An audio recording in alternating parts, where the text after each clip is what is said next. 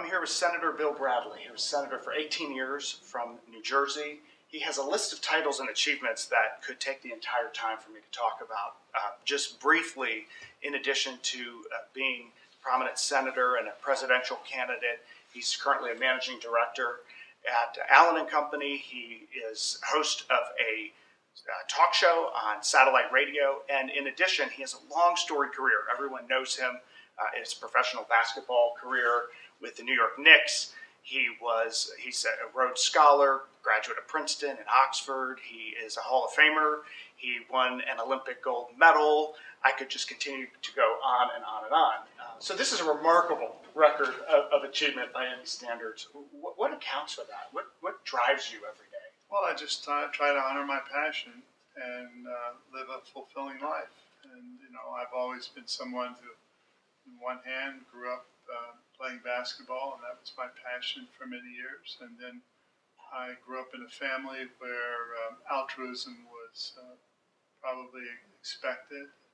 So going into politics was a natural thing. And my parents always used to say that my mother always wanted me to be. My mother always wanted success. My father always wanted to be a gentleman. Neither one of them wanted me to be a politician. But they did instill in me idealism and altruism. And then why do I do a radio show? Because when I left the Senate, I really missed two things about not being a senator or being in politics. One was I missed the people, which I try to fill that void by my radio show where I interview people all over the country, American voices. And then I miss doing public policy 24 hours a day. I fill that void by writing books like We Can All Do Better. Yes, we can. And I want to take everyone back to really the early part. I had lunch a few months ago with John McPhee, who wrote his first book about you. You had this unusual training program that you developed, rocks or some weights in your shoes, blocking glasses so that you couldn't look down. What made you create? You were innovating back then, but what made you I grew up in a small town in Missouri on the banks of the Mississippi River, and I practiced alone. So I had to have as many different challenges as I could. The glasses that prevented me from seeing dribbling, or the weights in my shoes when I would jump. I didn't wear weights when I played, but when I jumped, so you'd be able to jump by pulling more than your own body weight. And then I used to do dribbling through chairs and shooting over chairs, and things I set up just to try to make up for the fact that I was practicing alone. Well, your basketball career is storied. Obviously, Olympic gold medal all the way through with the Knicks, but the Knicks won 2 world championships. And you're talking about teams and success and meeting goals. What was it that you think accounted for the success of that team while you were there? I think the selflessness of the players and the imagination that we demonstrated on the court. The Knicks team, one of us was only 1 point on a 5-pointed star, and we realized that no one of us could be as good as all 5 of us could playing together unselfishly. I think that was it. And second, I think there was a real abundance of imagination of players who had ideas about what we could do to maximize our collective ability. So the combination of those two, I think, really made us a good team. Which leads perfectly into your new book, We Can Do Better. Some of the aspects of that type of success seem to be needed today. I mean, you're watching from home, you're watching Washington, and you think, this is not right. We definitely can do better. Frustration with the economy or jobs or debt or the litany of issues, and certainly your entire time in the Senate, you were facing that. And the title I read in your book came from Lincoln's second inaugural address. The timing for it certainly seems perfect because it seems like we just want answers. We would like something to be done. Right. Well, that's one of the reasons I wrote the book. I wrote it to give people hope again, because last summer, when the debt limit debacle took place, and when we were still in 2 wars on the other side of the world, and when the middle class in this country continued to be taking it on the chin, the median income in 2010 being the same as it was in 1996, in other words, no progress whatsoever.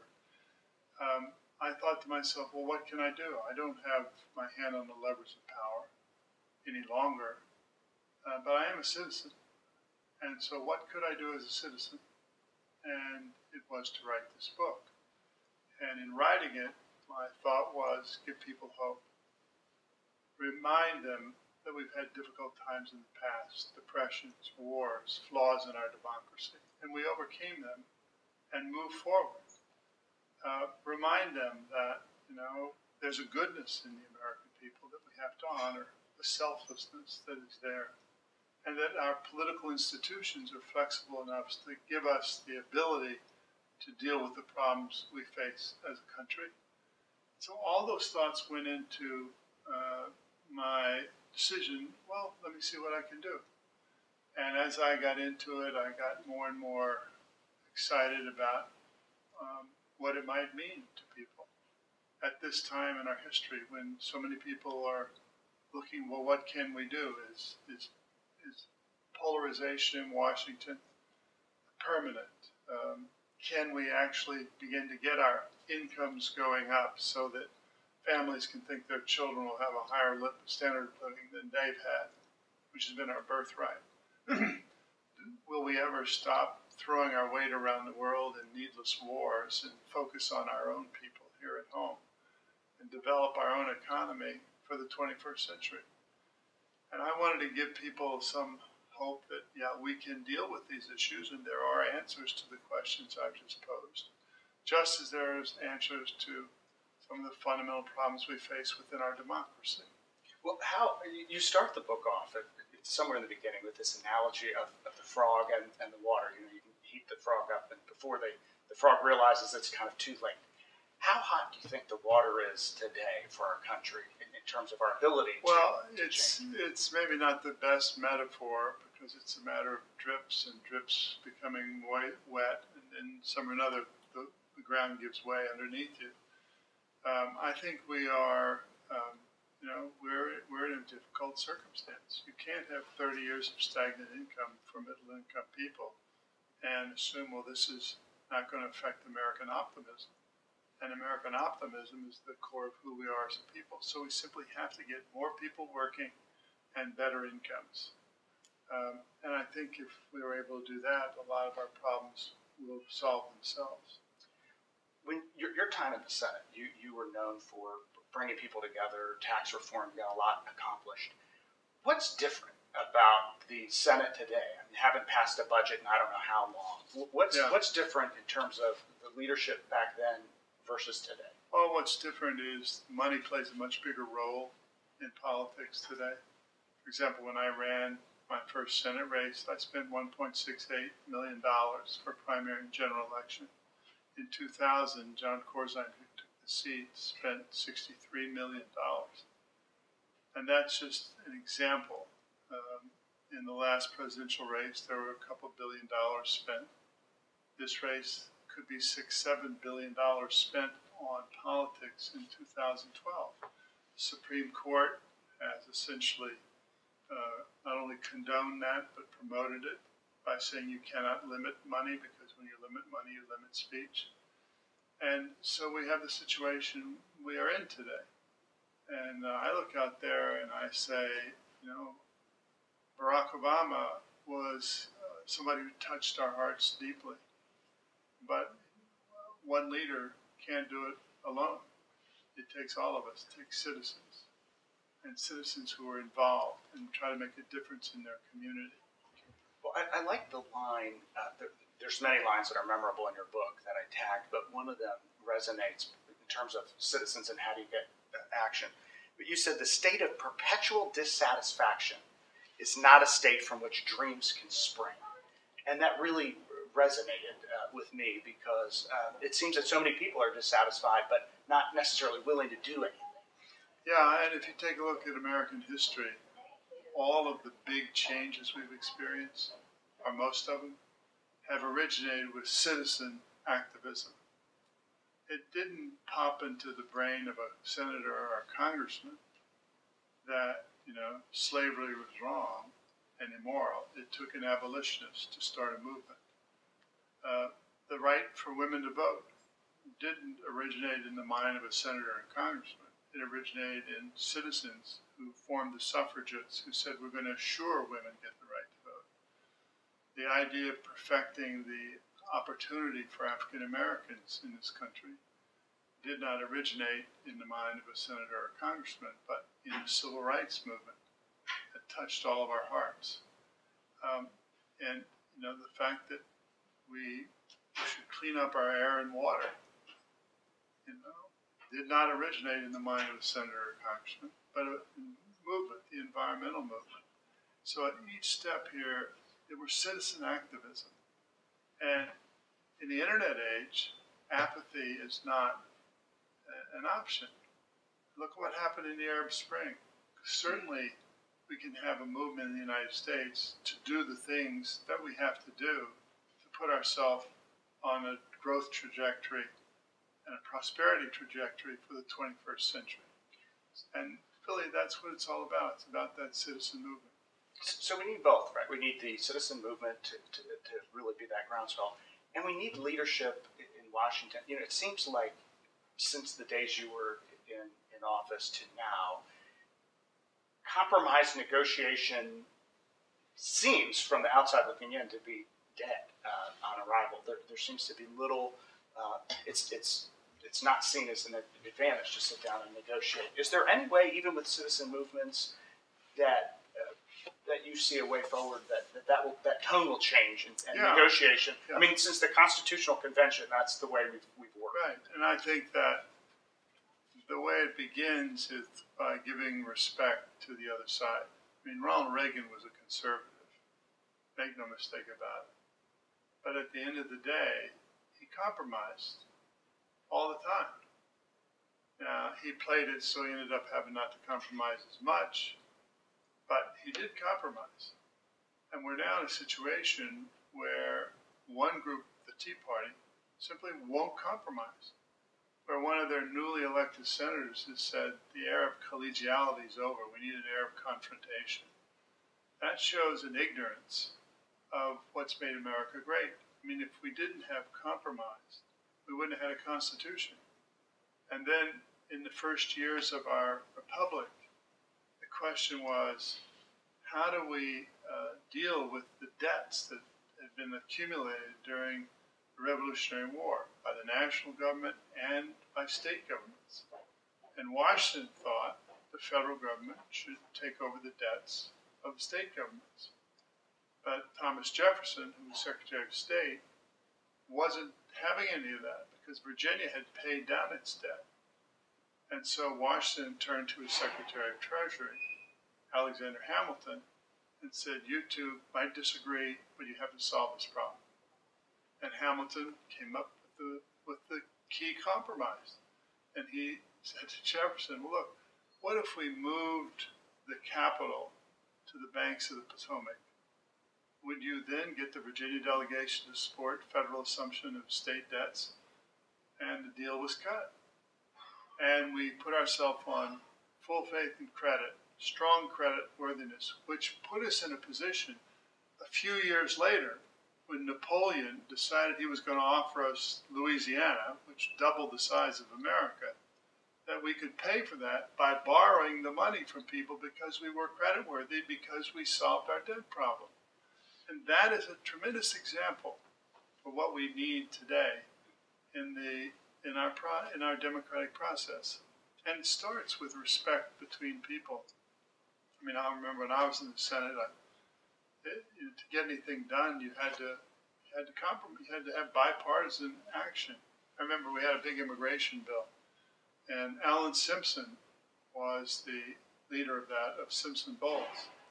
And I went to him. He and I sat in a room. I had 22 questions. I asked him the answer to the questions about the bill. I agreed with 17 of his answers. And so I said at the end of it, you have my vote. I didn't even know what the Democratic position was. Right. A willingness to willingness to negotiate. And then there's also there's a deeper element to it. For example, my last year in the Senate, a big gas explosion took place in a pipeline in New Jersey. I was extremely upset. So I did an amendment to deal with this on an appropriations bill. The speaker then, the majority leader then was Trent Lott from Mississippi. And I put the amendment down, and I was speaking, and he came to me and said, "You got to move the amendment. We want to get this bill passed." I said, "Sorry, this means too much to my constituents." I kept it out. He came back later. I kept it out. So finally he came out and said, "Look, if you remove this amendment now and don't force a vote, I will guarantee you that I will get this passed." And I said, "You guarantee me? Give me your word?" "Yes." I pulled it down. 6 months later, I'm out of the Senate. Nothing's happened. I'm teaching at Stanford. And one afternoon, I get a call from the chief of staff of Senator Lott. And he says, "Senator Lott wanted to let you know that this afternoon, the bill he told you he'd get passed the Senate just passed." Remarkable. That's the kind of thing that you need if you're going to govern in a country as diverse as ours. So you have compromise, you have these citizen movements, and also it seems like our elected officials need to connect. I mean, you were known for connecting with your constituents. Whether they agreed with you or not, you listened to what they said and you were out there. You have these famous Senate walks, really, from Cape May to Sandy Hook, I think, 100-plus miles over 4 days. And they can't miss you at 6'5". They would know you're coming. 6'5" in shorts and sneakers along the water's edge. Okay, so they would see you. Or the sign in the Port Authority, meet Senator Bradley. There's something missing if our elected officials aren't connecting with people. If they're only listening to a small percentage of loud voices or voices with money and not meeting with people and hearing, we want progress. And so I think that can work your sense as well. Well, there's no question about that. I mean, and why is that so today? One of the main reasons is they have to spend all their time raising money. I mean, money is at the core of our problem in this country, in politics. I mean, just take 2009, 2010. The financial industry contributed $318 million to politicians in Washington. The healthcare industry, $145 million. The energy industry, $75 million in those 2 years. So it shouldn't be a surprise that the financial reform bill we got was watered down, that the healthcare bill we got did not have a public option to private health insurance, and that we didn't even get an energy bill. And this is because of the power of money in the process. We have to confront that head on because these are systemic. This is a systemic problem. It's not a matter of one party or another. It's the system itself. I know plenty of people on both sides of the aisle who would rather not spend all their time raising money, but would rather spend their time in beach walks and other constituent meetings and thinking about policy. So we do that by liberating them from having to raise that money. And to do so, we need a constitutional amendment that says federal, state, and local governments may limit the amount of money in a political campaign, and then to have public financing of that amount at the federal level. For $3 billion a year, we could, out of a $3.5 trillion deficit, never a better taxpayer investment, we could totally take the special interest out of our politics. Well, with all that happening, we're in a world where the global marketplace is more and more difficult to compete. We have to constantly change, and whether it's the country or even individuals, you write about the need to be adaptable, the need to change, the need to, as you're listening to your constituents, whether you're a leader or citizen movements, we just need to be adaptable. You wrote one line that said, "In a world of rapid change, a premium will be placed on adaptability. Those who thrive on change will succeed." And it struck me both from a country perspective, but also individuals and the need to adapt. Do you have any comments on that in terms of success? Yeah, I mean, when I said we can all do better, implying our country, but it also implies each of us. Each can do better, either in terms of taking care of our own bodies so we don't cost the healthcare system this much, or spending the time to grow and learn by studying, or putting money away as a pension, and saving, or finding that part of ourselves that is the selfless core, the goodness, and honoring that in our relationship with our neighbors. That's what people don't do enough. I have a radio show, American Voices, on Sirius XM. And I interview people all over the country that are doing extraordinary things. And we sometimes forget that, like the guy in Pittsburgh who shined shoes at the Pittsburgh Children's Hospital for 46 years. And out of every tip, he put a portion of that tip into a fund to pay for poor kids' health care. And the time I interviewed him, he put over $100,000 into that fund. We got to honor that part of our heritage. And then I think we're going to be in a good place. We got to remember the best things about ourselves, not the worst things about our current political structure. And from that memory, we will be able to develop the interest and the excitement to change the system. One of the things I love about your show is that it focuses on all those positive people, and it's not just the negative news cycle, but you really do highlight those people. And it shows that there is a good part of our country out there. It is the place to highlight those strengths. If you want to follow this discussion about how we can all do better and offer your own opinions, you can do it on Twitter at Bill Bradley, #DoBetter. And at Bill Bradley, #DoBetter. Exactly. Excellent. And hopefully we'll continue to get ideas and have a dialogue. So thank you so much for sharing that with you. It's a great radio show, and thank you for coming in and talking to me today. I appreciate it. Thank you very much. We can do better. We can all do better.